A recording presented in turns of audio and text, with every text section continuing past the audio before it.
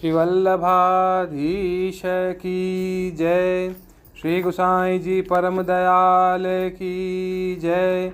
श्याम सुंदर श्री यमुने महारानी की जय। श्री गिरिराज धरण की जय।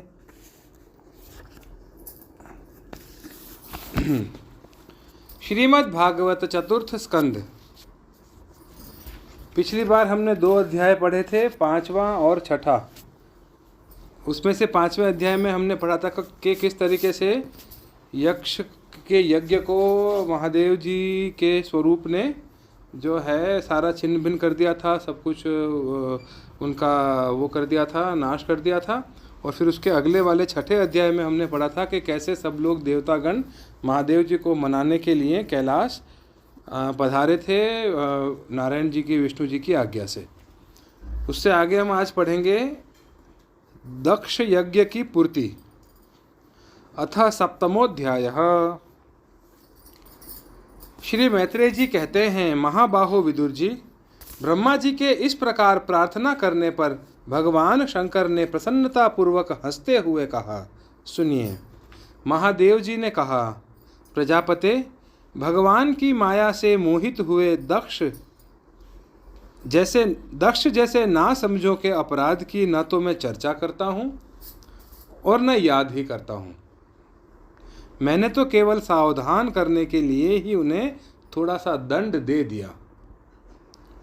दक्ष प्रजापति का सिर जल गया है, इसलिए उनके बकरे का सिर लगा दिया जाए। भगदेव मित्र देवता के नेत्रों से अपना यज्ञ भाग देखें। पूषा पिसा हुआ अन्न खाने वाले हैं, वे उसे यजमान के दांतों से भक्षण करें तथा अन्य सब देवताओं के अंग प्रत्यंग भी स्वस्थ हो जाएं, क्योंकि उन्होंने यज्ञ से बचे हुए पदार्थों को मेरा भाग निश्चित किया है। अध्वर्यु आदि याज्ञिकों में से जिनकी भुजाएं टूट गई हैं, वे अश्विनी कुमार की भुजाओं से, और जिनके हाथ नष्ट हो गए हैं, वे पूषा के हाथों से काम करें तथा भृगु जी के बकरे की सी दाढ़ी मूछ हो जाए। श्री मैत्रेय जी कहते हैं, वत्स विदुर, तब भगवान शंकर के वचन सुनकर सब लोग प्रसन्न चित्त से धन्य धन्य कहने लगे। फिर सभी देवता और ऋषियों ने महादेव जी से दक्ष की यज्ञशाला में पधारने की प्रार्थना की, और तब वे उन्हें तथा ब्रह्मा जी को साथ लेकर वहां गए। वहां जैसा जैसा भगवान शंकर ने कहा, उसी प्रकार सब कार्य करके उन्होंने दक्ष की धड़ से यज्ञ पशु का सिर जोड़ दिया। सिर जुड़ जाने पर रुद्रदेव की दृष्टि पड़ते ही दक्ष तत्काल सोकर जागने के समान जी उठे और अपने सामने भगवान शिव को देखा। दक्ष का शंकर द्रोह की कालिमा से कलुषित हृदय उनका दर्शन करने से शरतकालीन सरोवर के समान स्वच्छ हो गया। उन्होंने महादेव जी की स्तुति करनी चाहिए, किंतु अपनी मरी हुई बेटी सती का स्मरण हो आने से स्नेह और उत्कंठा के कारण उनके नेत्रों से आंसू भर आए। उनके मुख से शब्द न निकल सका। प्रेम से विह्वल परम बुद्धिमान प्रजापति ने जैसे तैसे अपने हृदय के आवेग को रोककर विशुद्ध भाव से भगवान शिव की स्तुति करनी आरंभ की। दक्ष ने कहा, भगवान, मैंने आपका अपराध किया था, परंतु आपने उसके बदले में मुझे दंड के द्वारा शिक्षा देकर बड़ा ही अनुग्रह किया है। अहो, आप और श्री हरि तो आचारहीन नाम मात्र के ब्राह्मणों की भी उपेक्षा नहीं करते, फिर हम जैसे यज्ञ यागादि करने वालों को क्यों भूलेंगे। विभो, आपने ब्रह्मा होकर सबसे पहले आत्म तत्व की रक्षा के लिए अपने मुख से विद्या, तप और व्रतादि के धारण करने वाले ब्राह्मणों को उत्पन्न किया था। जैसे चरवाहा लाठी लेकर गौओं की रक्षा करता है, उसी प्रकार आप उन ब्राह्मणों की सब विपत्तियों से रक्षा करते हैं।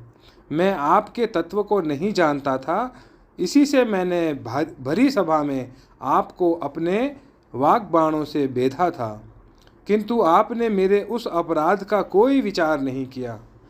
मैं तो आप जैसे पुण्यतम महानुभावों का अपराध करने के कारण नरक आदि नीच लोकों में गिरने वाला था, परंतु आपने अपनी करुणा भरी दृष्टि से मुझे उबार लिया।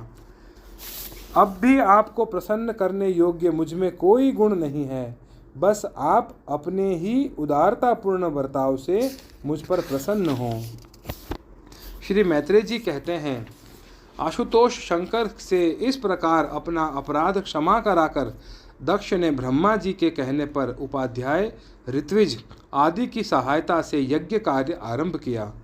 तब ब्राह्मणों ने यज्ञ संपन्न करने के उद्देश्य से रुद्रगण संबंधी भूत पिशाचों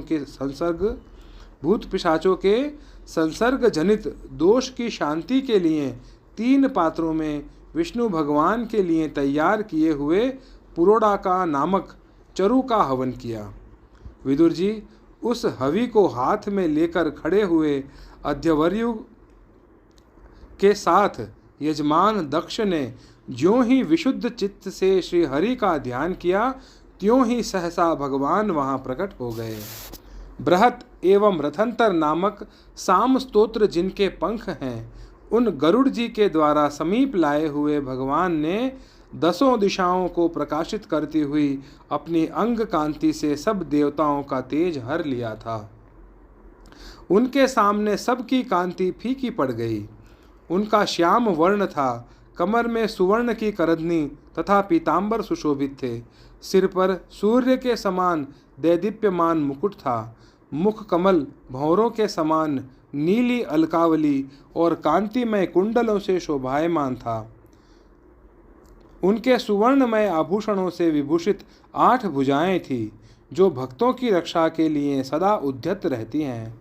8 भुजाओं में वे शंख, पद्म, चक्र, बाण, धनुष, गदा, खड्ग और ढाल लिए हुए थे तथा इन सब आयुधों के कारण वे फूले हुए कनेर के वृक्ष के समान जान पड़ते थे।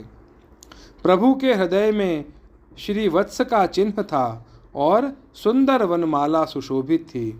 वे अपने उदार हास और लीलामय कटाक्ष से सारे संसार को आनंद मग्न कर रहे थे। पार्षदगण दोनों और राजहंस के समान सफ़ेद पंखे और चवर डुला रहे थे। भगवान के मस्तक पर चंद्रमा के समान शुभ्र छत्र शोभा दे रहा था।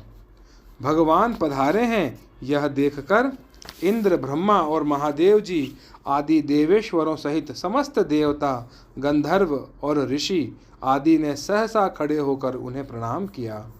उनके तेज से सबकी कांति फीकी पड़ गई, जिह्वा लड़खड़ाने लगी। वह सब के सब सकपका गए और मस्तक पर अंजलि बांधकर भगवान के सामने खड़े हो गए। यद्यपि भगवान की महिमा तक ब्रह्मा आदि की मति भी नहीं पहुंच पाती, तो भी भक्तों पर कृपा करने के लिए दिव्य रूप में प्रकट हुए श्री हरि की वे अपनी अपनी बुद्धि के अनुसार स्तुति करने लगे। सबसे पहले प्रजापति दक्ष एक उत्तम पात्र में पूजा की सामग्री ले नंद, सुनंद आदि पार्षदों से घिरे हुए प्रजापतियों के परम गुरु भगवान यज्ञेश्वर के पास गए और अति आनंदित हो विनीत भाव से हाथ जोड़कर प्रार्थना करके प्रभु के शरणापन्न हुए। दक्ष ने कहा, भगवन, अपने स्वरूप में आप बुद्धि की जगदादि संपूर्ण अवस्थाओं से रहित, शुद्ध, चिन्मय, भेद रहित, अतएव निर्भय हैं। आप माया का तिरस्कार करके स्वतंत्र रूप से विराजमान हैं, तथापि जब माया से ही जीव भाव को स्वीकार कर उसी माया में स्थित हो जाते हैं, तब अज्ञानी से दिखने लगते हैं। ऋत्विजों ने कहा, उपाधि रहित प्रभो, भगवान रुद्र के प्रधान अनुचर नंदीश्वर के शाप के कारण हमारी बुद्धि केवल कर्म कांड में ही फंसी हुई है। अतएव हम आपके तत्व को नहीं जानते, जिसके लिए इस कर्म का यही देवता है, ऐसी व्यवस्था की गई है। उस धर्म प्रवृत्ति के प्रयोजक वेदत्रयी से प्रतिपादित यज्ञ को ही हम आपका स्वरूप समझते हैं। सदस्यों ने कहा, जीवों को आश्रय देने वाले प्रभो, जो अनेक प्रकार के क्लेशों के कारण अत्यंत दुर्गम हैं, जिसमें काल रूप भयंकर सर्प ताक में बैठा हुआ है, द्वंद्व रूप अनेकों गढ़े हैं, दुर्जन रूप जंगली जीवों का भय है तथा शोक रूप दावानल धधक रहा है। ऐसे विश्राम स्थल से रहित संसार मार्ग में जो अज्ञानी जीव कामनाओं से पीड़ित होकर विषय रूप मृग तृष्णा जल के लिए ही देह गेह का भारी बोझा सिर पर लिए जा रहे हैं, वे भला आपके चरण कमलों की शरण में कब आने लगे। रुद्र ने कहा, वरदायक प्रभो, आपके उत्तम चरण इस संसार में सकाम पुरुषों को संपूर्ण पुरुषार्थों की प्राप्ति कराने वाले हैं, और जिन्हें किसी भी वस्तु की कामना नहीं है वे निष्काम मुनिजन भी उनका आदर पूर्वक पूजन करते हैं। उनमें चित्त लगा रहने के कारण यदि अज्ञानी लोग मुझे आचार भ्रष्ट कहते हैं, वे कहें आपके मुझे आचार भ्रष्ट कहते हैं तो वे कहें, आपके परम अनुग्रह से मैं उनके कहने सुनने का कोई विचार नहीं करता। भृगु जी ने कहा, आपकी गहन माया से आत्मज्ञान लुप्त हो जाने के कारण जो अज्ञान निद्रा में सोए हुए हैं, वे ब्रह्मादि देहधारी आत्मज्ञान में उपयोगी आपके तत्व को अभी तक नहीं जान सके। ऐसे होने पर भी आप अपने शरणागत भक्तों को तो आत्मा और सुहृद है, शरणागत भक्तों के तो आप आत्मा और सुहृद हैं, अतः आप मुझ पर प्रसन्न होइए। ब्रह्मा जी ने कहा, प्रभो, पृथक पृथक पदार्थों को जानने वाली इंद्रियों के द्वारा पुरुष जो कुछ देखता है वह आपका स्वरूप नहीं है, क्योंकि आप ज्ञान शब्दादि विषय और श्रोतादि इंद्रियों के अधिष्ठान हैं। ये सब आप में अध्यस्त हैं, अतएव आप इस मायामय प्रपंच से सर्वथा अलग है। इंद्र ने कहा, अच्युत, आपका यह जगत को प्रकाशित करने वाला रूप देवद्रोहियों का संहार करने वाली 8 भुजाओं से सुशोभित है, जिनमें आप सदा ही नाना प्रकार के आयुध धारण किए रहते हैं। यह रूप हमारे मन और नेत्रों को परम आनंद देने वाला है।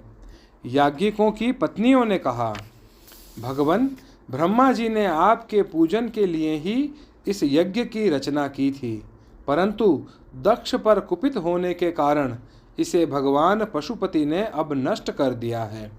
यज्ञ मूर्ते, श्मशान भूमि के समान उत्सवहीन हुए हमारे उस यज्ञ को आप नील कमल की सी कांति वाले अपने नेत्रों से निहार कर पवित्र कीजिए। ऋषियों ने कहा, भगवन, आपकी लीला बड़ी ही अनोखी है, क्योंकि आप कर्म करते हुए भी उनसे निर्लेप रहते हैं। दूसरे लोग वैभव की भूख से जिन लक्ष्मी जी की उपासना करते हैं वे स्वयं आपकी सेवा में लगी रहती हैं, तो भी आप उनका मान नहीं करते, उनसे निष्प्रह ही रहते हैं। सिद्धों ने कहा, प्रभो, यह हमारा मन रूप हाथी नाना प्रकार के क्लेश रूप दावानल में दग्ध एवं अत्यंत तृषित होकर आपकी कथा रूप विशुद्ध अमृतमयी सरिता में घुसकर गोता लगाए बैठा है। वहाँ ब्रह्मानंद में लीन सा हो जाने के कारण उसे न तो संसार रूप दावानल का ही स्मरण है और न वह उस नदी से बाहर ही निकलता है। यजमान पत्नी ने कहा, सर्वसमर्थ परमेश्वर, आपका स्वागत है, मैं आपको नमस्कार करती हूँ। आप मुझ पर प्रसन्न होइए। लक्ष्मीपते, अपनी प्रिया लक्ष्मी जी के सहित आप हमारी रक्षा कीजिए। यज्ञेश्वर, जिस प्रकार सिर के बिना मनुष्य का धड़ अच्छा नहीं लगता, उसी प्रकार अन्य अंगों से पूर्ण होने पर भी आपके बिना यज्ञ की शोभा नहीं होती। लोकपालों ने कहा, अनंत परमात्मन, आप समस्त अंतःकरणों के साक्षी हैं। यह सारा जगत आपके ही द्वारा देखा जाता है, तो क्या माइक पदार्थों को ग्रहण करने वाली हमारी इन नेत्र आदि इंद्रियों से कभी आप प्रत्यक्ष हो सके? वस्तुतः आप हैं तो पंचभूतों से पृथक, फिर भी 5 भौतिक शरीरों के साथ जो आपका संबंध प्रतीत होता है, यह आपकी माया ही है। योगेश्वरों ने कहा, प्रभो, जो पुरुष संपूर्ण विश्व के आत्मा आप में और अपने में कोई भेद नहीं देखता, उससे अधिक प्यारा आपको कोई नहीं है। तथापि भक्तवत्सल, जो लोग आपके स्वाभिमान आप में स्वामी भाव रखकर अनन्य भक्ति से आपकी सेवा करते हैं, उन पर भी आप कृपा कीजिए। जीवों के अदृष्टवश जिसके सत्वादि गुणों में बड़ी विभिन्नता आ जाती है, उस अपनी माया के द्वारा जगत की उत्पत्ति, स्थिति और प्रलय के लिए ब्रह्मादि विभिन्न रूप धारण करके आप भेद बुद्धि पैदा कर देते हैं, किंतु अपनी स्वरूप स्थिति से आप उस भेद ज्ञान और उसके कारण सत्वादि गुणों से सर्वथा दूर हैं। ऐसे आपको हमारा नमस्कार है। ब्रह्मस्वरूप वेद ने कहा, आप ही धर्मादि की उत्पत्ति के लिए शुद्ध सत्व को स्वीकार करते हैं, साथ ही आप निर्गुण भी हैं। अतएव आपका तत्व न तो मैं जानता हूँ और न ब्रह्मादि कोई और ही जानते हैं। आपको नमस्कार है। अग्निदेव ने कहा, भगवन, आपके ही तेज से प्रज्वलित होकर मैं श्रेष्ठ यज्ञों में देवताओं के पास घृत मिश्रित हवि पहुँचाता हूँ। आप साक्षात यज्ञ पुरुष एवं यज्ञ की रक्षा करने वाले हैं। अग्निहोत्र, दर्श, पौर्णमास, चातुर्मास्य और पशु सोम, ये 5 प्रकार के यज्ञ आपके ही स्वरूप हैं तथा आश्रावय, अस्तुश्रोषट, यजे, ये यजामहे और वशट, इन 5 प्रकार के यजुर मंत्रों से आपका ही पूजन होता है। मैं आपको प्रणाम करता हूँ। देवताओं ने कहा, देव, आप आदि पुरुष हैं। पूर्व कल्प का अंत होने पर अपने कार्य रूप इन प्रपंच को उदर में लीन कर आपने ही प्रलयकालीन जल के भीतर शेष नाग की उत्तम शैया पर शयन किया था। आपके आध्यात्मिक स्वरूप का जन लोकादिवासी सिद्धगण भी अपने हृदय में चिंतन करते हैं। अहो, वही आप आज हमारे नेत्रों के विषय होकर अपने भक्तों की रक्षा कर रहे हैं। गंधर्वों ने कहा, देव, मरीचि आदि ऋषि और ये ब्रह्मा, इंद्र तथा रुद्र आदि देवतागण आपके अंश के भी अंश हैं। महत्तम, यह संपूर्ण विश्व आपके खेल की सामग्री है। नाथ, ऐसे आपको हम सर्वदा प्रणाम करते हैं। विद्याधरों ने कहा, प्रभो, परम पुरुषार्थ की प्राप्ति के साधन रूप इस मानव देह को पाकर भी जीव आपकी माया से मोहित होकर इसमें मैं और मेरे पने का अभिमान कर लेता है। फिर वह दुर्बुद्धि अपने आत्मियों से तिरस्कृत होने पर भी असत विषयों की ही लालसा करता रहता है। किंतु ऐसी अवस्था में भी जो आपके कथामृत का सेवन करता है, वह इस अंतःकरण के मोह को सर्वथा त्याग देता है। ब्राह्मणों ने कहा, भगवन, आप ही यज्ञ हैं, आप ही हवि हैं, आप ही अग्नि हैं और स्वयं आप ही मंत्र हैं। आप ही समिधा, कुशा और यज्ञ पात्र हैं तथा आप ही सदस्य, ऋत्विज, यजमान एवं उसकी धर्मपत्नी, देवता, अग्निहोत्र, स्वधा, सोमरस, घृत और पशु हैं। वेद मूर्ते, यज्ञ और उसका संकल्प दोनों आप ही हैं। पूर्व काल में आप ही अति विशाल वराह रूप धारण कर रसातल में डूबी हुई पृथ्वी को लीला से ही अपनी दाढ़ों पर उठाकर इस प्रकार निकाल लाए थे जैसे कोई गजराज कमलिनी को उठा लाए। उस समय आप धीरे धीरे गरज रहे थे और योगी गण आपका यह अलौकिक पुरुषार्थ देखकर आपकी स्तुति करते जाते थे। यज्ञेश्वर, जब लोग आपके नाम का कीर्तन करते हैं तब यज्ञ के सारे विघ्न नष्ट हो जाते हैं। हमारा यह यज्ञ स्वरूप सत्कर्म नष्ट हो गया था, अतः हम आपके दर्शनों की इच्छा कर रहे थे। अब आप हम पर प्रसन्न होइए। आपको नमस्कार है। मैत्री जी कहते हैं, भैया विदुर, जब इस प्रकार सब लोग यज्ञ रक्षक भगवान ऋषिकेश की स्तुति करने लगे, तब परम चतुर दक्ष ने रुद्र पार्षद वीरभद्र के ध्वंस किए हुए यज्ञ को फिर आरंभ किया। सर्वांतर्यामी श्री हरि यूँ तो सभी के भागों के भोक्ता हैं, तथापि त्रिकपाल पुरोडास्वरूप अपने भाग से और भी प्रसन्न होकर उन्होंने दक्ष को संबोधन करके कहा। श्री भगवान ने कहा, जगत का परम कारण मैं ही ब्रह्मा और मैं ही महादेव हूँ। मैं सबका आत्मा, ईश्वर और साक्षी हूँ तथा स्वयं प्रकाश और उपाधि शून्य हूँ। विप्रवर, अपनी त्रिगुणात्मिका माया को स्वीकार करके मैं ही जगत की रचना, पालन और संहार करता हूँ और मैंने ही उन कर्मों के अनुरूपा ब्रह्मा, विष्णु और शंकर ये नाम धारण किए हैं। ऐसा जो भेद रहित विशुद्ध परब्रह्म स्वरूप मैं हूँ, उसी में अज्ञानी पुरुष ब्रह्मा, रुद्र तथा अन्य समस्त जीवों को विभिन्न रूप से देखता है। जिस प्रकार मनुष्य अपने सिर, हाथ आदि अंगों में ये मुझसे भिन्न है ऐसी बुद्धि कभी नहीं करता, उसी प्रकार मेरा भक्त प्राणी मात्र को मुझसे भिन्न नहीं देखता। ब्रह्मन, हम ब्रह्मा, विष्णु और महेश्वर तीनों स्वरूपतः एक ही हैं और हम ही संपूर्ण जीव रूप हैं। अतः जो हम में कुछ भी भेद नहीं देखता वही शांति प्राप्त करता है। मैत्रेय जी कहते हैं, भगवान के इस प्रकार आज्ञा देने पर प्रजापतियों के नायक दक्ष ने उनका त्रिकपाल यज्ञ के द्वारा पूजन करके फिर अंगभूत और प्रधान दोनों प्रकार के यज्ञों से अन्य सब देवताओं का अर्चन किया।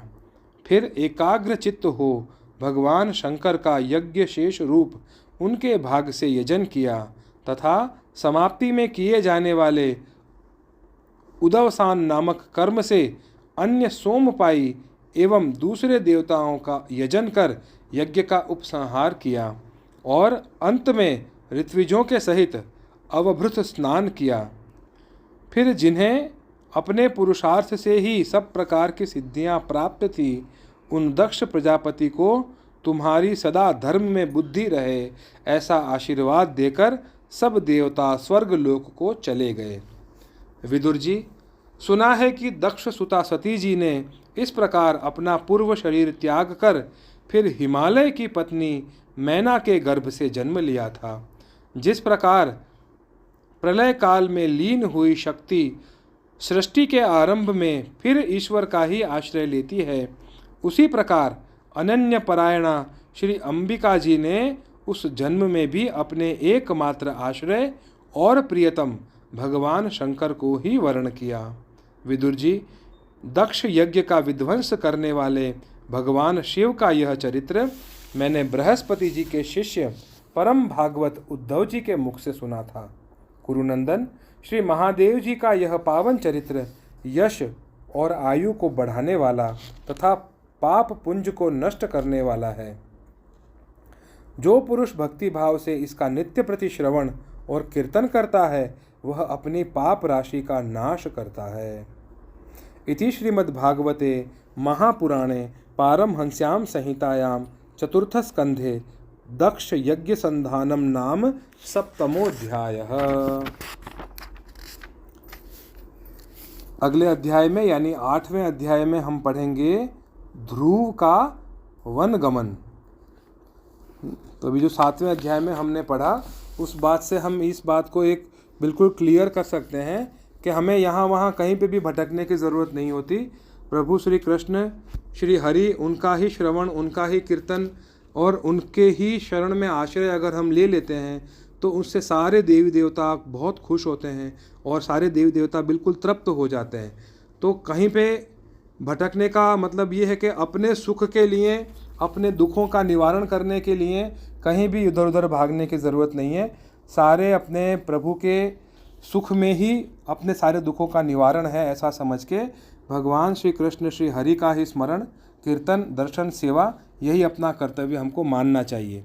तो ये जितने भी देवतागण हैं, जितने भी योगेश्वर हैं, विद्याधर हैं, ब्राह्मण हैं, जो भी सारे यज्ञ में आए हुए थे, उन सब ने जो प्रभु की स्तुति की है, इससे ये बात हम सब लोगों को स्पष्ट समझनी चाहिए कि जो देवताओं के भी देवता हैं, जो देवताओं के भी भगवान हैं, तो हम उन भगवान की शरण में हैं और हम उन भगवान की ही सेवा करते हैं। फिर हमें चिंता किस बात की करनी चाहिए? किसी बात की चिंता हमें नहीं करनी चाहिए। ठीक है, तो सब इस बात का ध्यान रखें। और अगला अध्याय हम अगले उसमें पढ़ेंगे। श्री वल्लभाधीश की जय। श्री गोसाई जी परम दयाल की जय। श्याम सुंदर श्री यमुने महारानी की जय। श्री गिरिराज धरण की जय।